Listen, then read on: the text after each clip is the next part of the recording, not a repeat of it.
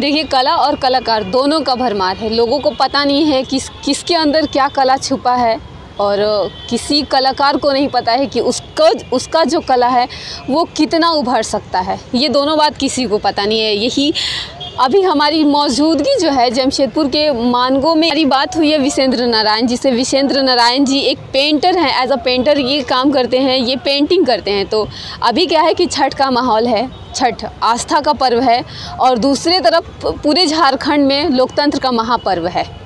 दोनों कंबाइंड हो गया है, और इन दोनों को लेकर के विशेंद्र जी की जो खासियत मुझे ये दिखाई दी है कि उन्होंने दोनों को कंबाइंड करके एक चित्र बनाई है, एक पेंटिंग बनाई है। उसी के बारे में हमको बात करना है कि कैसे उनको ये आइडिया आया। सबसे पहले तो आपका बहुत बहुत स्वागत है। धन्यवाद। मैं आपका और आपके छाया पत्रकार का मैं स्वागत करता हूँ। और मैं ये पेंटिंग मैं पिछले 10 साल से करते आया हूँ, और मुझे हमेशा नदी से, क्योंकि मैं नदी किनारे ही रहता हूँ मानगो गुरुद्वारा रोड में, और बचपन से ही मेरे नदी का संबंध है। तो बचपन में मैं मिट्टी के साथ खेलता था, उनके साथ मिट्टी, नदी में मिट्टी मिलता था, मिट्टी के माध्यम से मैं मूर्ति उर्ति कुछ बनाता था।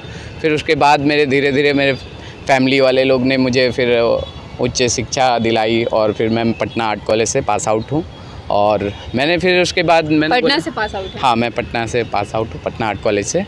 और मैं फिर उसके बाद नदी में मैंने देखा कि मैं पेंटिंग बनाया जाए, तो शुरुआती में पेंटिंग शुरू किया छठ पूजा पे। फिर उसके बाद धीरे धीरे लोगों को अच्छा लगने लगा। शुरुआत ही आपने छठ पूजा से? हाँ, छठ कब किया था शुरुआत?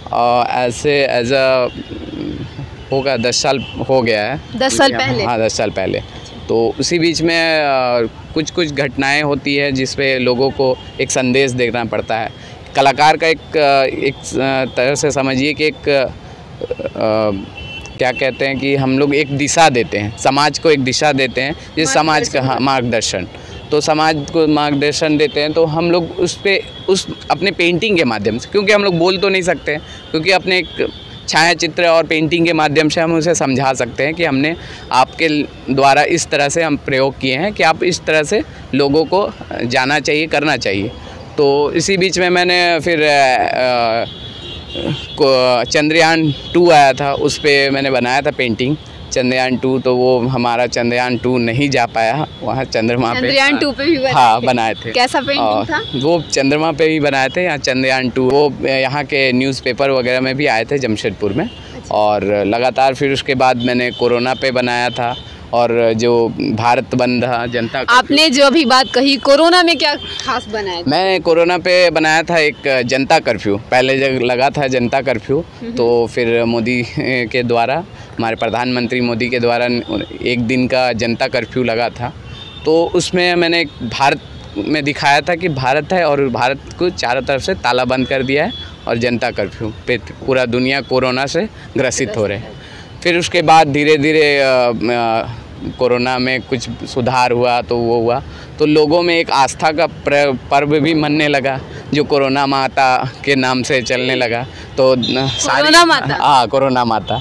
तो महिलाएं कोरोना माता को पूजा कर रही थी। अब वो आस्था है कि क्या है, मैं वो नहीं जान सकता, बट मैंने उसको एक पेंटिंग को दिखाया गया। मैंने उसमें पेंटिंग के तौर पे आपने लोगों के सामने दिखाया। हाँ, उसमें कह रहे थे कि 9 अड़हुल, 9 लड्डू, 9 लौंग। तो वो मैंने उसे दर्शाते हुए और 3 महिलाओं को दिखाया कि वो प्रणाम कर रही है, गोड़ लग रही है, अगरबत्ती लगा के पूजा कर रही है इसी पत्थर पे। अच्छा, अभी मुझे एक चीज़ जो सबसे पहले मुझे ये जानिए कि ये जो आपने पेंटिंग बनाई है, एक तरफ छठ पूजा के लिए लोग अर्घ दे रहे हैं, और दूसरी तरफ जो है वोट के लिए, जो वोट का लोकतंत्र का हमारा पर्व चल रहा है, उसके लिए ये कंबाइंड करने का आइडिया कहाँ से आया? ये आइडिया इसलिए था कि हम तो हर साल छठ पूजा पे बनाते हैं पेंटिंग, तो इस पर मतलब हर साल मैं एक नया थीम लेके आता हूँ। तो रीज़न एक जो एट अ टाइम जो चल रहा है, और तो उस पे मैंने एक सोचा कि अभी तो लोक पर्व भी चल रहा है महामतदान का, तो लोगों को मतदान पे भी जागरूक किया जाए, ताकि मतदान मिलजुल के करे और बिना भय पक्षपात के करे। ठीक है, तो उस पर मैंने सोचा कि इस पर मैं एक पेंटिंग भी बनाऊं, ताकि छठ के बाद लोग करें मतदान। अच्छा, मतदान के लिए तो मैं आपसे बाद में बात करूंगी। मुझे सबसे पहले ये बताइए कि ये जो यूनिक आइडिया आता है, जो आपको खुद से समझ में आता है कि इस तरह की पेंटिंग बनानी है, इस तरह का क्रिएटिविटी करना है, ये आइडिया आता कहाँ से है? ये आइडिया एक अपने हम लोग ध्यान मुद्रा में हम लोग बैठते हैं, कभी कभी हम लोग शांत में रहते हैं, तो आर्टिस्ट लोग के आप एक तरफ से देखिए कि दुनिया से अलग रहते हैं, कि आप सीधा चलेंगे तो वो उल्टा चलेंगे, एक नियम ही है। तो हम लोग का दिशा में एक है कि हम लोग वो खोज करते हैं, हम लोग उस गहराई पे जाते हैं कि हम दुनिया को क्या दे सके। ये कलाकार लोग का एक रूप है, हर कलाकार फिल्मी बातें कर रहे हैं शायद। मैं अगर एक बात करूं तो मैं आपको बताना चाहूँगी कि हम लोगों ने एक फिल्म देखा है तारे ज़मीं पे, जब वो छोटा बच्चा नदी के किनारे जाता है तो उसको वो भी एक क्रिएटिविटी आती है उसकी माइंड में, और फिर वो जाकर के पेंटिंग करता है। तो क्या ऐसा वाकई में होता है? ज़रूर होता है, ऐसा वाकई में होता है। हम लोग कभी ख्वाब देखते हैं या बैठे रहते हैं तो कुछ कुछ हम लोग के माइंड में चलते रहता है कि ऐसा कुछ करें या कुछ दिखाएं, क्योंकि आप जान सकते हैं कि अगर हम किसी का फेस बनाते हैं तो दुनिया में जाहिर सी बात है कि वो चीज़ आदमी बोलता है कि ये फेस ऐसा नॉर्मली है, इसमें कोई बड़ी सी बात नहीं है, ठीक है। अगर हम ताजमहल बनाते हैं तो वो लोग बोलेंगे कि ये ताजमहल तो पहले से बन चुका है, तो आप क्यों बनाएं, ठीक है। तो उसमें हम लोगों को एक क्रिएशन होता है कि हम लोग कुछ ऐसा एक्टिविटी दिखाएं कि लोग देख रहे हैं, दर्शक उसे देखे, कला प्रेमी उसे देखे कि और उसे अचंभित रहे, पसंद आए। तो आँखों का क्या है कि काम आकर्षित करना है। अच्छा। तो लोगों को आकर्षित करे कि और तो फिर उसके बाद शांति प्रदान करे। कलर में भी एक ये है माध्यम है कि लोगों को कलर के माध्यम से हम उसे एक केंद्र बिंदु पे ले आए, तो वो भी है, वो थ्योरी है एज वो आपको कभी हम अदर टाइम बताएं कि कैसे। हाँ वो बहुत बड़ा साधना है, ये तैयारी करना पड़ता है। तो मतलब आप पेंटिंग करने के लिए साधना भी करते हैं? हाँ ज़रूर, करना ही पड़ता है। कितने देर का साधना करते हैं? कभी कभी 1 घंटा 2 घंटा, कभी तो रात में ही हम लोग उठ जाते हैं, नींद नहीं आता है तो अपने उठ के फिर उसके बाद बैठ जाते हैं, और कभी रात में भी हम लोग पेंटिंग करते रहते हैं। अच्छा चलिए, मुझे इस पेंटिंग का कहानी बताइए कि क्या साधना की है, क्या सोचे जो ये नहीं एज ए पेंटिंग में हम लोग जब सोच बनाने चलते हैं ना तो उस टाइम में अपने आप ही वो प्रेजेंट हो जाता है माइंड में, ठीक है, कि हम लोग कुछ सोचते नहीं, कुछ लेआउट भी नहीं बनाते। मैं एज अ कॉलेज में पढ़ा हूँ तो कॉलेज में मेरे क्योंकि कॉलेज में टीचर लोग हैं, प्रोफेसर लोग, वो लोग कहते थे कि पहले लेआउट तैयार करिए फिर उसके बाद पेंटिंग करिए।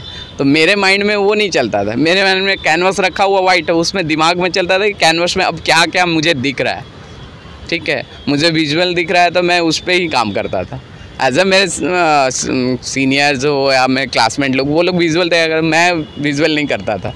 ये पत्थर पे पेंटिंग बनाने का आइडिया कैसे है? पत्थर पे पेंटिंग बनाने का कहा ना मैंने कि मैं बचपन से नदी किनारे ही रहा हूँ, तो धीरे धीरे बनाते हैं। हाँ यहाँ पे बनाता हूँ। और भी मीडिया वाले लोग कह रहे थे कि उधर कहूँ बनाए, तो मुझे ऐसा उधर कुछ दिखा नहीं कि वहाँ पे बना सकूँ, और उधर पत्थर है नहीं, बहुत जगह अलग अलग है कि जहाँ पत्थर नहीं है। और यहाँ इसलिए विज़न है कि यहाँ से आप जैसे ही आप मानगो से एंट्री करके आप सांची की ओर जाते हैं तो आपका कहीं ना कहीं नज़र एक नदी किनारे आपको पड़ता है। ये पुल दिखाइए, पुल दिखाइए आपको। अगर इस पुल से कोई भी क्रॉस होगा तो आपकी यह पेंटिंग लोग को नजर आएगी, मतलब। और अभी तो क्या है, सबसे बड़ी बात है कि आप मानगो से आ रहे हो तो आपको जाम में फंसना है, तो मानगो में जाम में फंसना है तो कम से कम आपको नदी के झांक नहीं पड़ेगा, क्योंकि आप 1 घंटा 2 घंटा जाम में खड़े हैं। यहाँ पे जाम लगता ही लगता है और लोगों को यहाँ देखना। हाँ।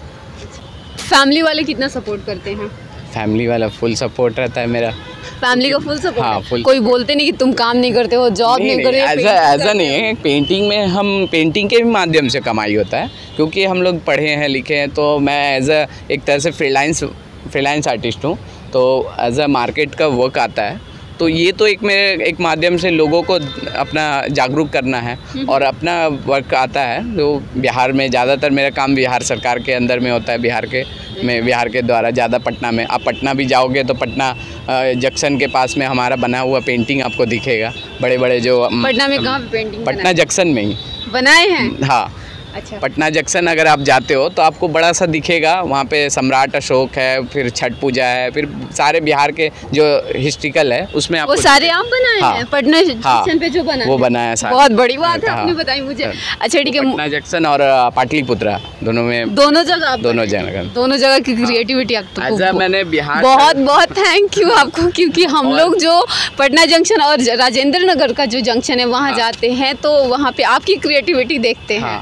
आपको वहाँ दिखेगा। और आपको बता दूं कि मैं 2015 में बिहार सरकार से पुरस्कृत हूँ, मद निषेध दिवस पे मुझे पुरस्कार मिला था और उसी दिन नीतीश कुमार ने बिहार में शराबबंदी की घोषणा की थी।